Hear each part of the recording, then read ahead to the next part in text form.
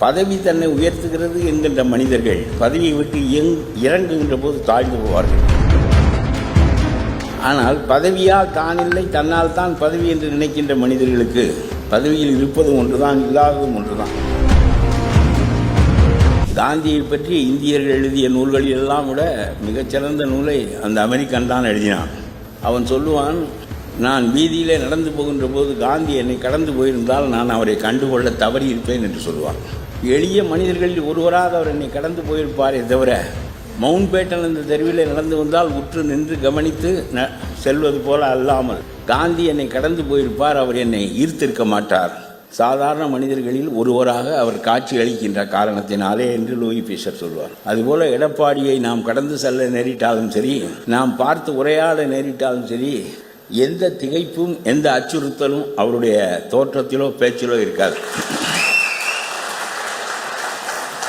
நம்முடைய கிராமத்தில் உள்ள ஒரு விவசாயி ஒரு பெருமகனோடு பேசிக் கொண்டிருக்கின்ற உணர்வு தான் நமக்கு ஏற்படுமே தவிர, அதற்கு மீறி அவர் எவ்வளவு பெரிய பதவியில் இருக்கின்ற போதும் அப்படித்தான் இருந்தார், பதவியில் இல்லாத போதும் அப்படித்தான் இருக்கின்றார் என்பதுதான்.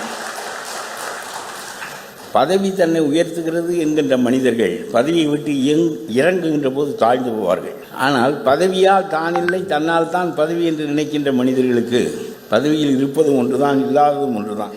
ஆனால் ஒன்றே ஒன்று, ரொம்ப எளிமையாக அவருடன் தனியாக நீங்கள் உரையாடினால் ரொம்ப வியப்பீர்கள். ஒரு முதலமைச்சராக இருந்தவர் உங்களிடம் பேசுகிற போது எதையும் மனம் திறந்து பேசுவார். மூடி மறைத்து பேசுகின்ற பழக்கம் அவருக்கு கிடையாது. அது விவசாயிகளுக்கே கிடையாது.